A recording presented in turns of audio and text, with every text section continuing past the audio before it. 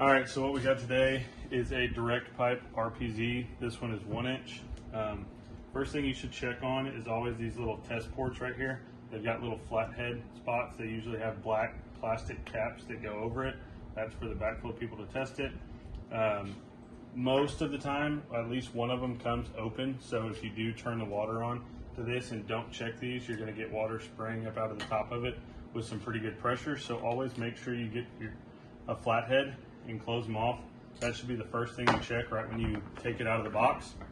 You can also exercise these valves. If it's the first time you're ever messing with it, they're probably going to be pretty tough.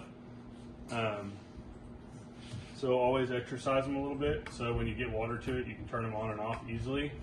So these two valves right here come on the RPZ from the manufacturer. The RPZ does come with pipe dope. They use their special kind of pipe dope, but when you are plumbing in an RPZ, when you take over from the manufacturer portion to the plumbing contractor portion, make sure you do not use pipe dope. It'll get in all these springs and checks and all that stuff, and it'll make this thing start malfunctioning prematurely when you're testing it, whatever. So just make sure you don't use pipe dope on this. Setting up an RPZ is pretty common. I mean, you do the same thing pretty much every time, at least try to. It's a good practice to do it. So with the direct pipe one right here, this is going to be your 1 inch PEX. This is a PEX job. So we're transitioning from female threads coming out of this valve that we put on here. We have a Viga PureFlow 1 inch male adapter. We've got a little piece of pipe. Got you a 90. Same thing on the other side, is how water is going to flow through this. It's going to come out of the left side, come through this device, and then go back into the wall. The flow, the direction, it has a brass arrow on it, so always make sure you have that in the right spot. The test cocks and valves and everything always needs to be off the wall. You need to have, I think it's 1 to 2 inches behind it and then 6 inches all the way around.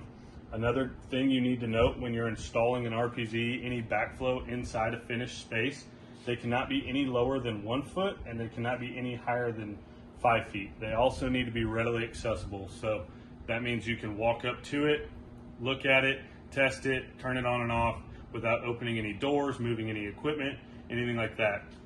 Things you need to pay attention to on an RPZ when you're taking over on the plumbing contractor side, how we do it is ball valve, union.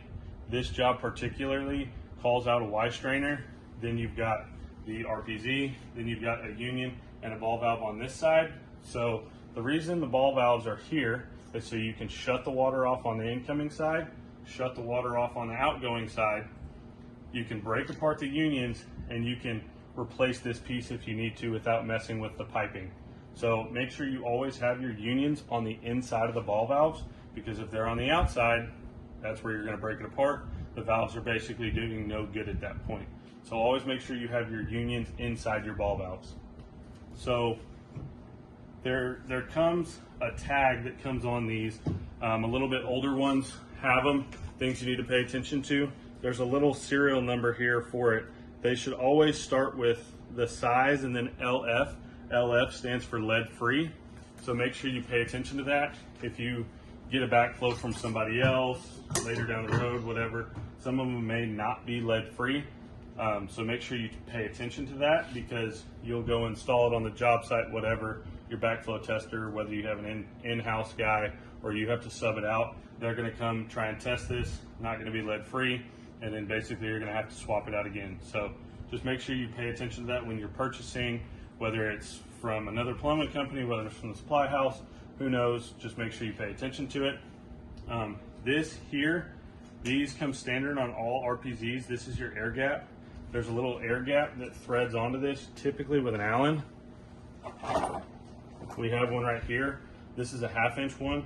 So this is an air break between the drain of an RPZ and the main water line. So the purpose of that is you have to have an air break of some sort in between your water source and the drain, because on an RPZ, it has a drain. Since an RPZ is required on the highest hazard water connection, so ice machines, soda machines, stuff like that, they want an air break in it. So if the drain that this air gap is spraying water out of if there's a problem with the RPZ or something like that. There's not a direct connection between the main water line and the drain line that you're routing this to, because if there was no air brake and say your drain over here backs up and comes up in here, you're automatically going to contaminate the main water to the job site, and who knows where it's going to go from there.